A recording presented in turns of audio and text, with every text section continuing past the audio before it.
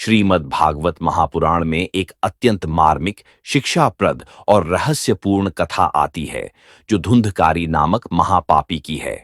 यह कथा यह सिखाती है कि बुरी संगति और अधार्मिक आचरण व्यक्ति को कैसे विनाश की ओर ले जाते हैं और परमात्मा का स्मरण किस प्रकार आत्मा को उद्धार प्रदान करता है। प्राचीन काल में तुंगभद्रा नदी के किनारे एक नगर था। वहां आत्मदेव नामक एक ब्राह्मण थे। वे निसंतान थे, इसलिए आत्मदेव दुखी रहते थे।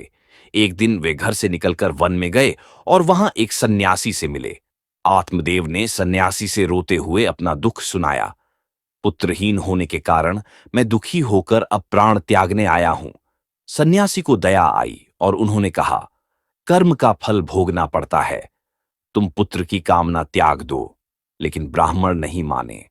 तब सन्यासी ने उन्हें एक फल देकर कहा, इसे अपनी पत्नी को खिला देना। ब्राह्मण फल लेकर घर गए और अपनी पत्नी धुंधुली को सब कुछ बताकर फल दे दिया। लेकिन धुंधुली कुटिल स्वभाव की थी और वह संतान नहीं चाहती थी।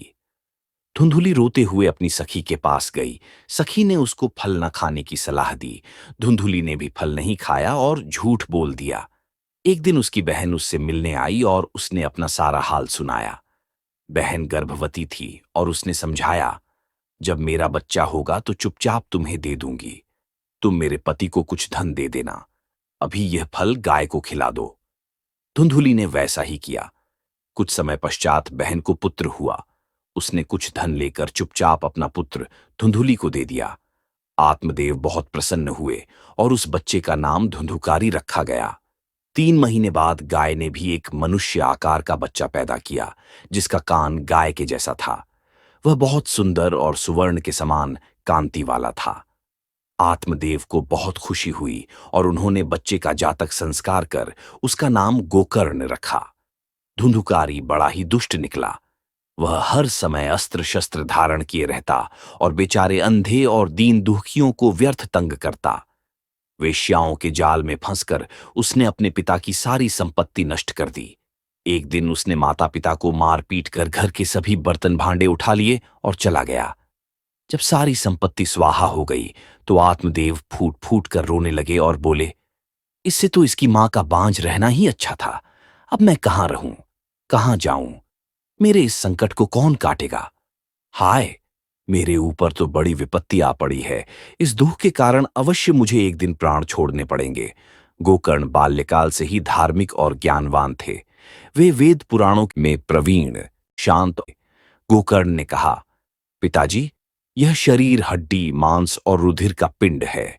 इसे आप मैं मानना छोड़ दें और स्त्री पुत्र आदि को अपना कभी न माने। इस प्रकार पुत्र की वाणी से प्रभावित होकर आत्मदेव ने घर छोड़ दिया और वन की यात्रा की। धुंधकारी इसके विपरीत था।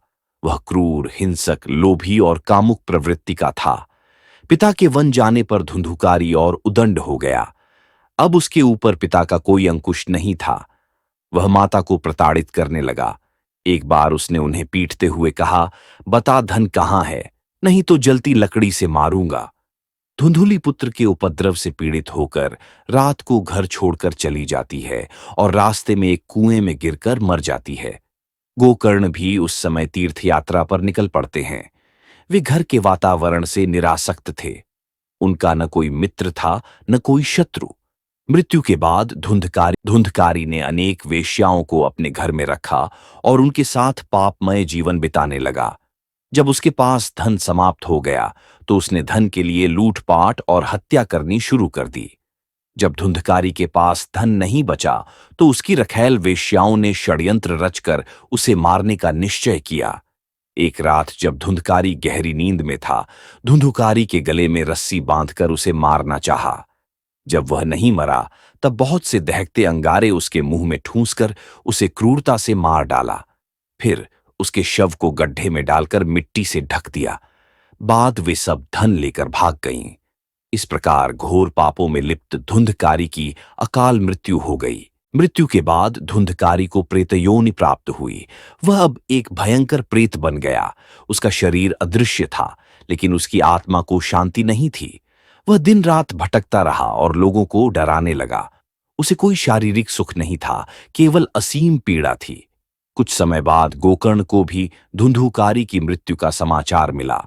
तब उसने गया में और अन्य तीर्थों में उसका श्राद्ध किया। सब तीर्थों में घूमकर गोकर्ण अपने नगर में आया और अपने घर में रात्रि में विश्राम के लिए रुका। रात में जब वे विश्राम कर रहे थे तो उन्हें अचानक कुछ अजीब आवाजें सुनाई दीं। अपने भाई को सोता देख धुंधुकारी उसे रात्रि में भयानक रूप धारण कर डराने लगा।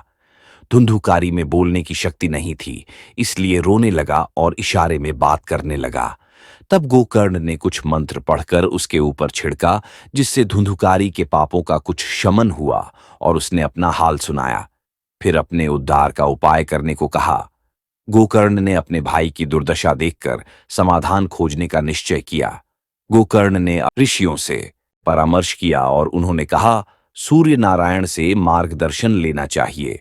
गोकर्ण ने सूर्य भगवान की स्तुति की। तब सूर्य नारायण ने उसे कहा कि केवल श्रीमद् भागवत कथा के श्रवण से ही धुंधकारी को मुक्ति मिल सकती है। गोकर्ण ने 1 सप्ताह तक श्रीमद् भागवत कथा का आयोजन किया। पहले दिन जब कथा आरंभ हुई तो धुंधकारी ने अदृश्य रूप में कथा सुनी। दूसरे दिन उसके पाप कुछ कम हुए, लेकिन वह अब भी प्रेत योनि में था। तीसरे और चौथे दिन उसके स्वरूप में परिवर्तन हुआ, उसकी पीड़ा कम होने लगी। 5वें और 6ठे दिन वह दिव्य प्रकाश से भरने लगा। 7वें दिन जैसे ही कथा समाप्त हुई, अचानक आकाश से दिव्य विमानों का आगमन हुआ। पार्षद आए और कहा, धुंधकारी अब मुक्त है। श्रीमद् भागवत कथा के प्रभाव से उसके समस्त पाप नष्ट हो गए हैं। अब यह वैकुंठ धाम को जाएगा।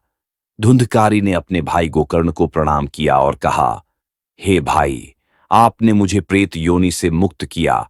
अब मैं श्री हरि के चरणों में जा रहा हूं। वह देवदूतों के साथ श्री विष्णु के धाम को चला गया।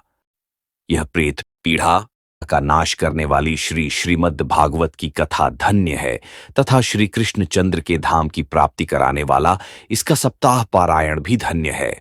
जब सप्ताह श्रवण का योग लगता है तब सब पाप थर्रा उठते हैं। जिस प्रकार आग गीली सूखी छोटी बड़ी सब तरह की लकड़ी को जला डालती है, उसी प्रकार यह सप्ताह श्रवण मन वचन और कर्म द्वारा किए हुए नए पुराने छोटे बड़े सभी प्रकार के पापों को भस्म कर देता है।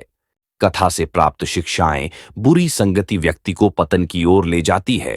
धुंधकारी का जीवन इस बात का प्रमाण है कि बुरी संगति और अधार्मिक आचरण व्यक्ति को विनाश की ओर धकेल देते हैं।